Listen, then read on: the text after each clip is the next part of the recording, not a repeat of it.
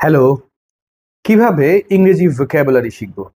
এটা নিয়ে কিন্তু আমাদের অনেকেরই ঝামেলা হয় এবং আমরা অনেকেই প্রতিদিন ৫-৬টা করে ওয়ার্ড মুখস্থ করি এবং চিন্তা করি যে মাস শেষে তো তাহলে ১৫০-২০০ ওয়ার্ড হয়ে যাবে। কিন্তু মাস শেষে কি আসলেই এই ১৫০-২০০ ওয়ার্ড মনে থাকে? আমার তো মনে হয় ১৫টা-২০টা ওয়ার্ডও অনেকেরই মনে থাকে না।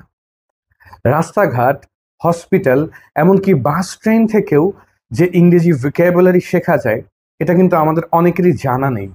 আমরা চোখের সামনে দেখছি কিন্তু শেখার চেষ্টা করছি না। খুব সহজ একটা টেকনিক হচ্ছে, রাস্তাঘাটে যখনই কোনো আমি ইংরেজি ওয়ার্ড দেখবো, আমি চট করে, এখন তো সবারই স্মার্টফোন আছে, আমি ভালো একটা ডিকশনারি ডাউনলোড করে রাখবো ফোনে, ডিকশনারিতে আমি দেখে নিব যে ওয়ার্ডটার মিনিংটা কি। হসপিটালে গেলাম, সে ফর এক্সাম্পল বসে আছি কারোর জন্য, ওয়েট করছি, বা পেশেন্ট দেখতে গিয়েছি আমি, লেখা দেখলাম যে smoking is strictly prohibited here. তখন আমি একটু ডিকশনারি খুঁজে বের করলাম যে স্ট্রিক্টলি অর্থ কি, প্রোহিবিটেড অর্থ কি। এভাবে কিন্তু আমি মিনিংটা শিখতে পারলাম। আমরা মেট্রোতে ট্রাভেল করি, অনেকেই মেট্রোতে কিন্তু উইন্ডো ডোরের পাশে অনেক ইংরেজি ওয়ার্ড লেখা আছে, ইভেন সেন্টেন্স লেখা আছে।